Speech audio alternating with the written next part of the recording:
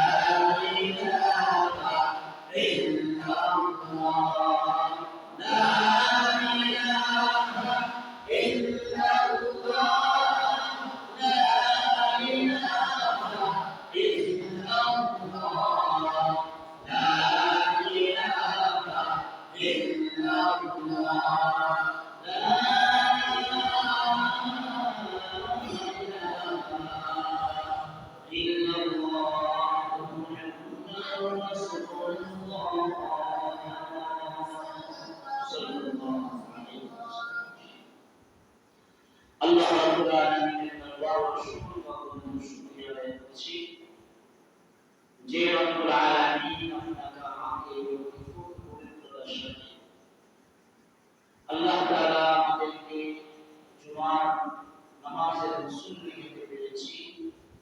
আল্লাহ তাআলা আমাদেরকে মসজিদ পর্যন্ত পৌঁছে দিয়েছেন, সে মালিকের দরবারে আমি শুকরিয়া জ্ঞাপন করছি। আলহামদুলিল্লাহ।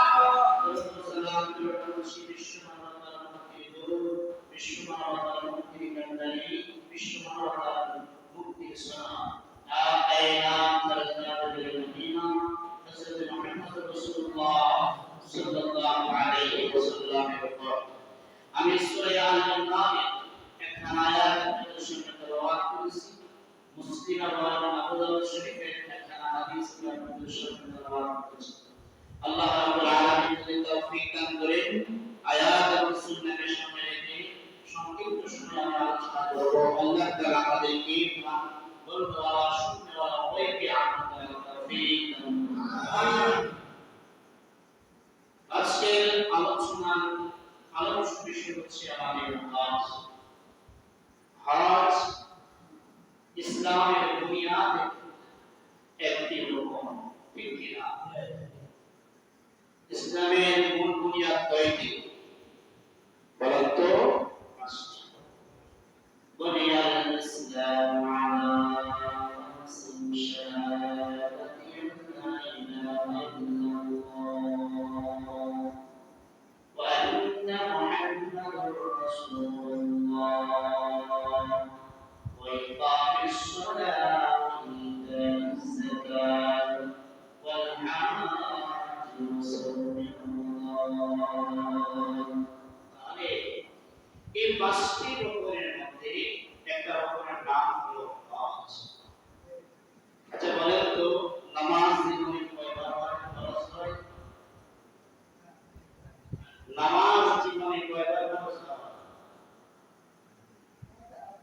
নামাজ বালেগ হওয়ার পর থেকে মৃত্যু পর্যন্ত ফরজ। সুবহানাল্লাহ। সুবহানাল্লাহ আওয়াজ দিতে হবে। বিশ্বাস ঠিক আছে? হ্যাঁ আর তো চলে গেল সুবহানাল্লাহ। মাশাআল্লাহ একটা মুসলিমের কথা বলতে আগে মাইয়া আছে। আচ্ছা আচ্ছা রোজা কয়বার ফরজ হয়? বছরে একবার, এক মাস, ঠিক কি না? বছরে একবার, কিন্তু তো আপনি এটা আগে পেয়ে গেছেন কেন? আচ্ছা তারপরে যাকাত নেশাব পরিমাণ মালিকের জন্য প্রতি বছর, ঠিক কি না? হজ জীবনে একবার, কয়বার? একবার। হজ কাকে ফরজ? হজ ফরজ হলো এমন ভিত্তিক ফরজ, আমাদের সমাজে অনেক নারীরাও হজ ফরজ হয়ে আছে, অনেক পুরুষের উপর হজ ফরজ হয়ে আছে, কিন্তু খবর নাই, কি নাই? খবর নাই। এজন্য আমি একটা শেয়ার করছি, জাগাজি লাগানি ইয়া ইবাদুকা জাগাহে তামাশানি নাই। কথা কি হচ্ছে? তাহলে নারী এবং পুরুষের উপর সমাজে অনেক নারী এবং পুরুষের উপর কি ফরজ হয়ে আছে? হজ। হজ ফরজ হয়ে আছে, কিন্তু আমাদের নারী এবং পুরুষদের জানা সত্ত্বেও অনেকজন করে না, আবার অনেকজনের জানতেও ইচ্ছুক না, চায় না, আবার অনেকজনের জানলেও না জানার ভান করে। মনে হয় যে আল্লাহ রাব্বুল আলামিন তার উপর এই হজকে চাপিয়ে দিয়েছে। আসলে কি চাপিয়ে দিয়েছে? হ্যাঁ, আল্লাহ রাব্বুল আলামিন বান্দার কোন জিনিস আল্লাহর পক্ষ থেকে চাপিয়ে নয়, বরং আল্লাহ যা অর্ডার করেছে তার মধ্যেই শান্তি। আল্লাহ ঠিক না? তাহলে হজ কার উপর ফরজ?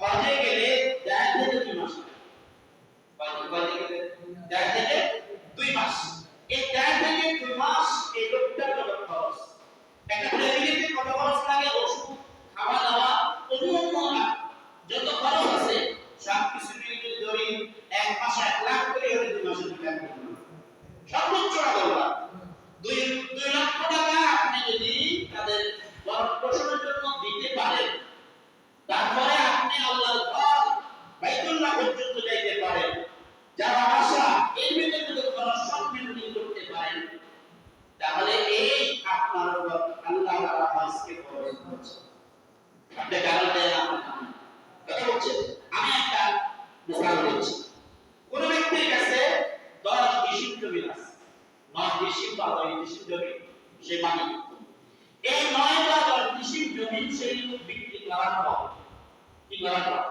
বিক্রি করার পর তার পরিবার পরিজন ব্যক্তি তার কাবা পর্যন্ত আল্লাহর ঘর পর্যন্ত যাওয়া আসা সব কিছু করার পরে এই যদি এই জমি বিক্রি করার পর আপনার কাছে যে টাকাটা আসবে এই টাকাটা দিয়ে যদি আপনি সব কিছু মেইনটেইন করতে পারেন আপনার বছর বিলা ছাড়া বছর বিলাটা কি করা যাবে না বছর বিলা ছাড়া তাহলে আপনি এখন আপনার তো জমি নাই আপনার কাছে স্বর্ণ আছে অনেক মহিলা জমি আছে স্বর্ণ আছে ব্যাংকে টাকা আছে লক্ষ লক্ষ টাকা 20 লক্ষ টাকা 25 লক্ষ টাকা 30 লক্ষ টাকা কোথায় আছে ব্যাংকে আছে 15 লক্ষ টাকা 10 লক্ষ টাকা ব্যাংকে আছে তাহলে এই ব্যক্তি কোনো দেনাও নাই তাহলে এই ব্যক্তির উপর হজ কি আচ্ছা এজন্য হজের আত্মা আল্লাহ তাআলা কোরআনে কারীমে হজের আত্মা বৈশিষ্ট্য বর্ণনা করেছেন কয়টা বলে এটা কথা মুসলিম কি বুঝি যায় এখন যা কথা কয়টা আল্লাহ রাব্বুল আলামিন বলেন ইন্না আউওয়ালা বাইতিয়া আল্লাহ বলে নিশ্চয় এরা পৃথিবীর প্রথম ঘর কি ঘর প্রথম ঘর কোনটা বাইতুল্লাহ কাবা আল্লাহ তাআলা পৃথিবীতে প্রথম যে ঘরটা নির্মাণ করেছেন সেই ঘরের নাম হলো বাইতুল্লাহ আল্লাহর ঘর ঠিক আছে এবার একটা কথা আল্লাহ বলেছেন রুদিয়া লিন-নাস আল্লাহ এটা মানুষের জন্য তৈরি করা হয়েছে কার জন্য মানুষের জন্য তৈরি করা হয়েছে লাল্লাযী বিবাক্কাতা আল্লাহ এটা মক্কাতে অবস্থিত কোথায় মক্কাতে অবস্থিত প্রথম কথা বলেছে আল্লাহ পৃথিবীতে প্রথম ঘর তৈরি হয়েছে সেই ঘরের নাম হলো কি কাবা এই যে আল্লাহ তাআলা বলেছেন এই ঘরটা আমি তৈরি করেছি মানুষের জন্য দ্বিতীয়ত আল্লাহ তাআলা বলেছেন এই ঘর কোথায় অবস্থিত পৃথিবীবাসী জানি না এই ঘরটা অবস্থিত হলো মক্কায় আল্লাহ তাআলা বলতেছেন মুবারাকান মুবারাকান ওয়া হুদা মুবারাকান আল্লাহ বলে বরকতময় এই ঘর মানে এই ঘরের আলাদা একটা বরকত রয়েছে কি রয়েছে আল্লাহ রাব্বুল আলামিন বলেন পৃথিবীবাসী এই ঘর এমন এক ঘর আল্লাহ তাআলা আমাদের জন্য দিয়েছে এই ঘরের বরকতটা কেমন জানিয়ে নাও আল্লাহ রাব্বুল আলামিন বলেন আমার কুদরত তুমি পৃথিবীতে যেখানে দেখো কেন যখন তুমি ঘরের মধ্যে আসবা কাবার মধ্যে আসবা বাইতুল্লাহর মধ্যে আসবা তখন তোমরা দেখতে পাইবা বাইতুল্লাহর চতুর্পাশে এবং বাইতুল্লাহর ঘরের ভিতরে বাহিরে এবং চতুর্পাশে সব আল্লাহর নিয়ামত আল্লাহ নিয়ামত কোন ব্যক্তি যদি বাইতুল্লাহর দরজার দিকে তাকায় সেখানে আল্লাহ তাআলার কুদরত নিহিত রয়েছে কোন ব্যক্তি যদি গিলাফের দিকে তাকায় সেটা আল্লাহ তাআলার কি কুদরত কি রয়েছে কেউ যদি আসওয়াদ পাথর যেটা এই পাথরের দিকে যদি কোন ব্যক্তি দৃষ্টি করে সেখানে আল্লাহ তাআলার কি রয়েছে কুদরত রয়েছে আল্লাহ তাআলা বলে কেউ যদি হাত দিয়ে কাবার দিকে তাকায় সেখানে কি রয়েছে আল্লাহ তাআলার কুদরত রয়েছে কেউ যদি জমজমের দিকে তাকায় সেখানে আল্লাহ তাআলার কুদরত রয়েছে কোন ব্যক্তি যদি সাফা বা মাওলা বিদাল পাহাড়ের দিকে তাকায় সেখানে আমি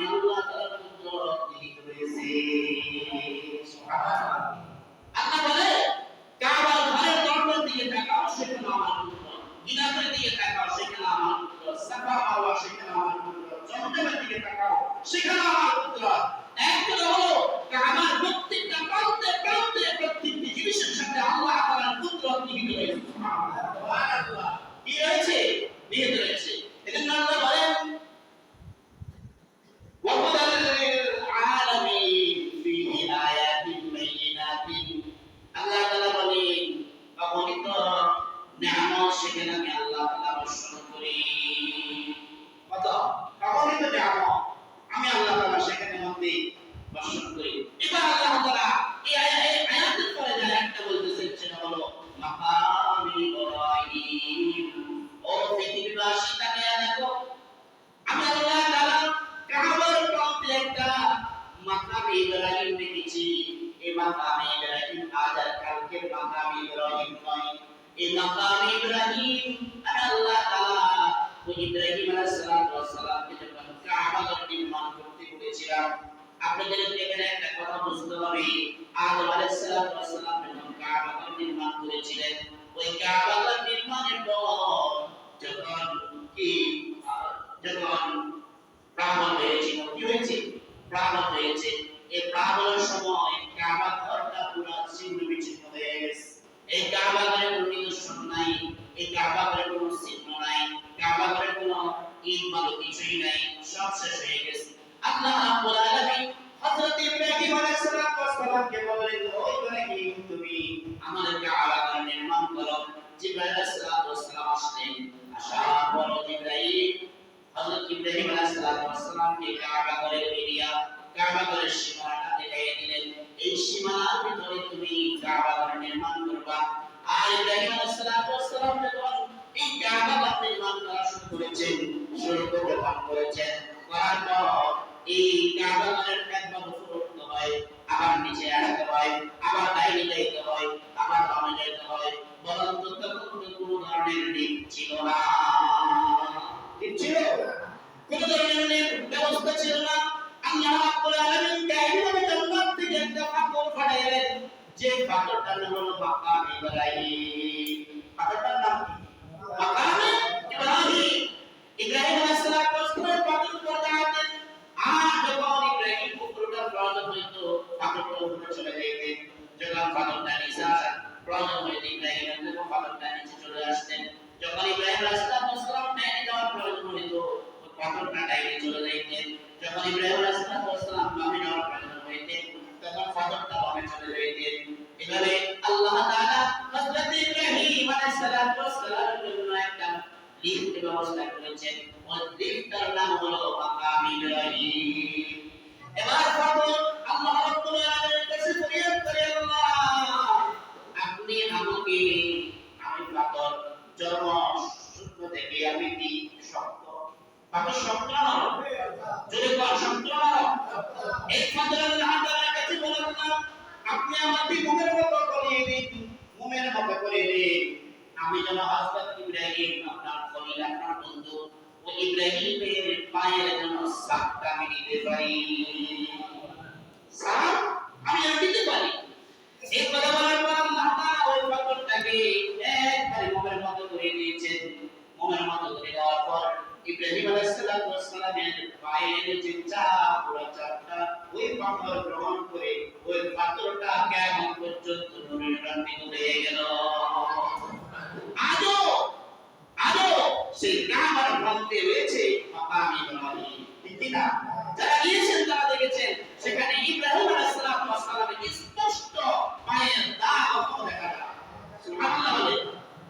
এদিন আল্লাহ রাব্বুল আলামিন হযরত ইব্রাহিম আলাইহিস সালামকে যখন কাবা ঘর নির্মাণ করতে যখন নির্দেশ করেছেন, আর ইব্রাহিম আলাইহিস সালাম যখন কাবা ঘর নির্মাণ করলেন, নির্মাণের পর আল্লাহ রাব্বুল আলামিন ইব্রাহিম আলাইহিস সালামকে বললেন, ও ইব্রাহিম, ওয়াদিন ফিন নাসি বিল হাজিয়াতুকা রিজালান আলা কুল্লি যাবিরিন ইয়াতি মিন কুল্লি ফাজিন আমিন।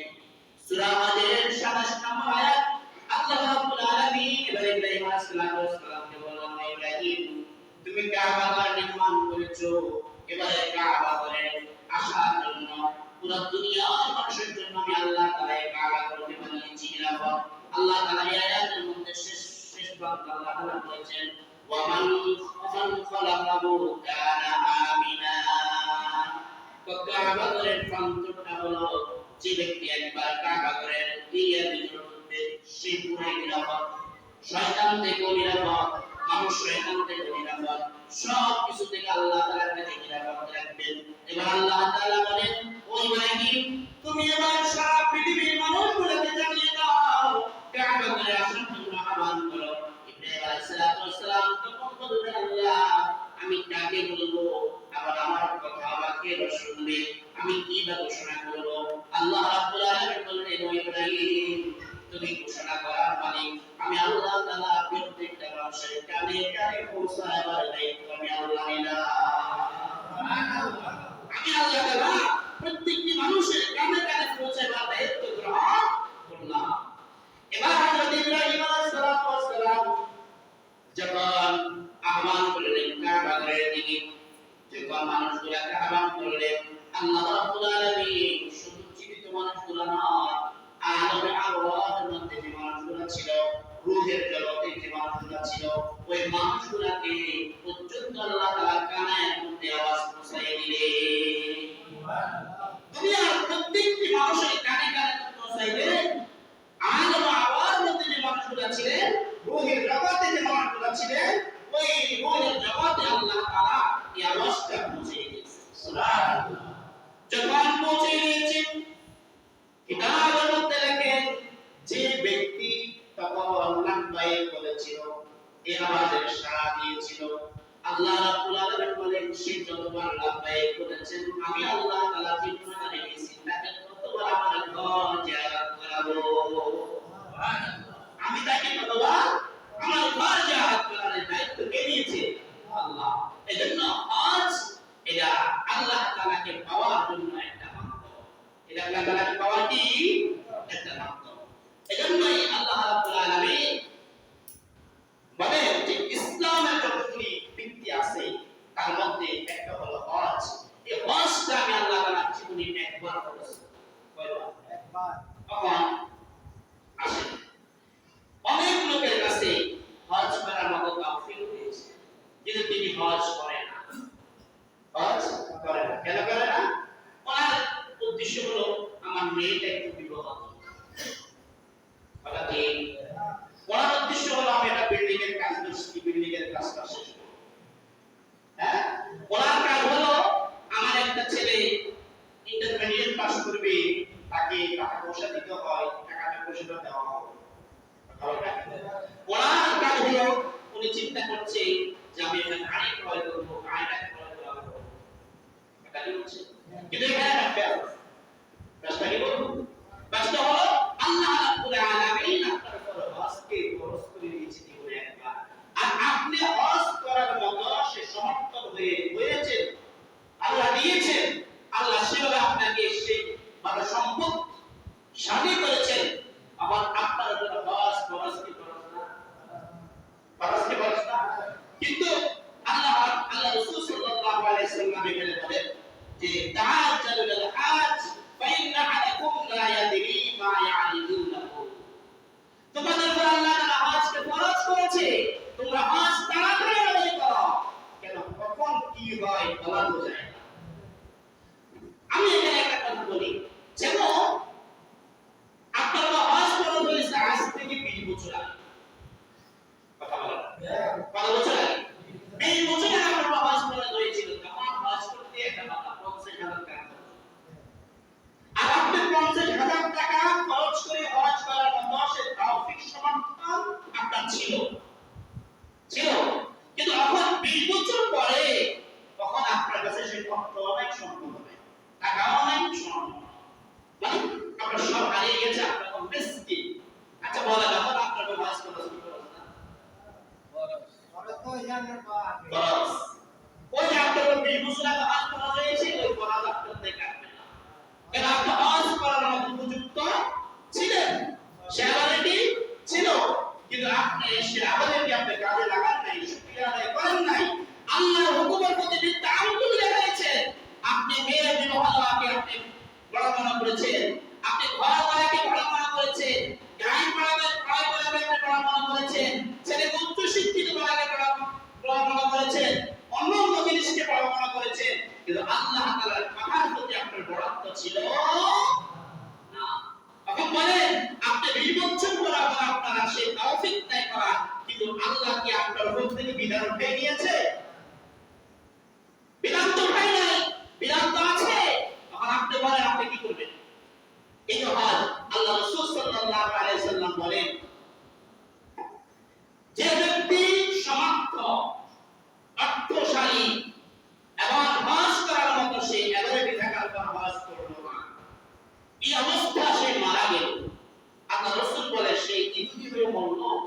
নাসারা হয়ে মরলো, না খ্রিস্টান হয়ে মরলো, না কোন জাতি হয়ে মরলো, আমি রাসূল সেটা জানি, আমি রাসূল সেটা জানি না।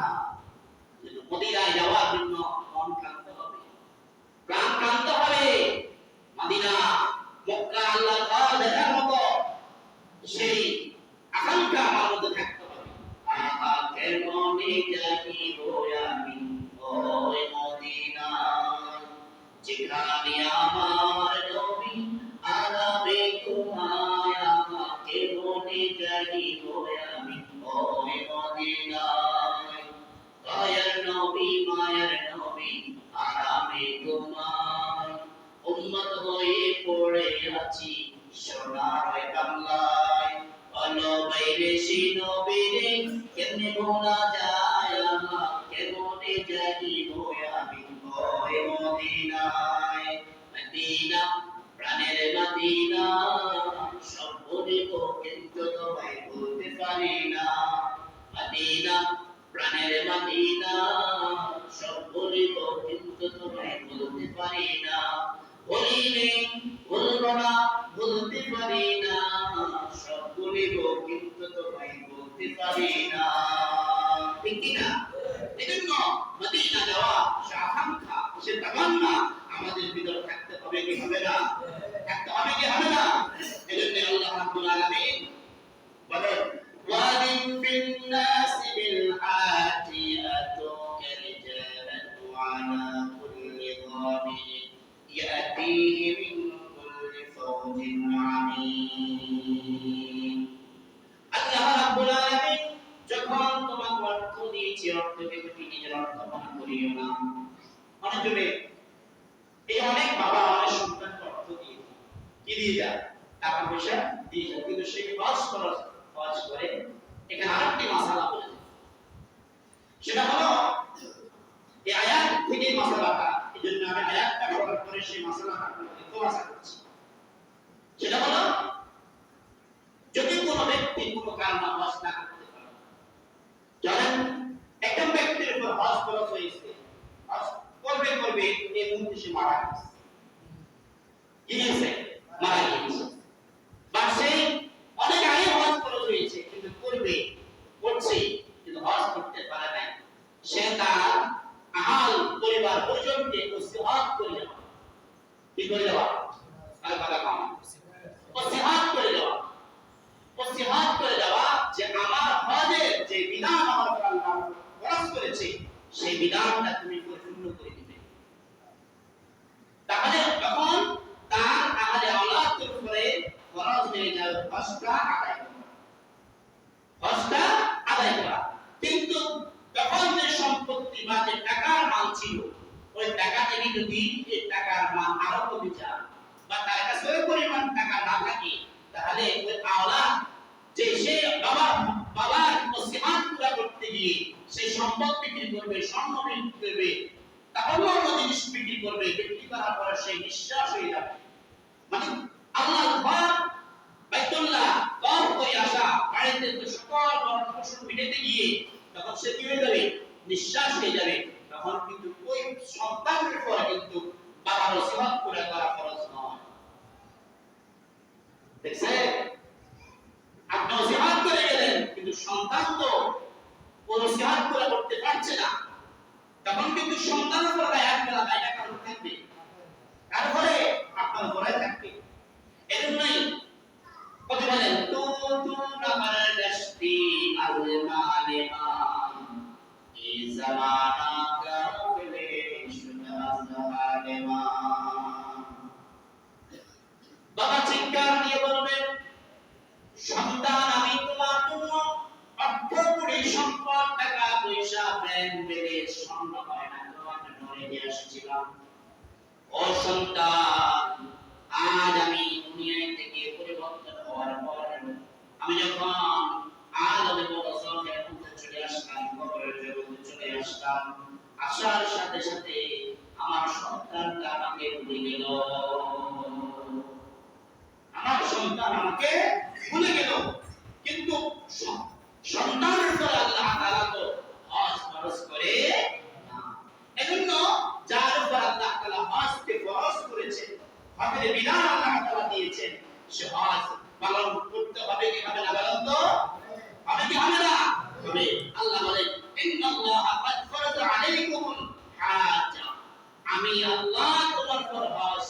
ফরজ করেছি।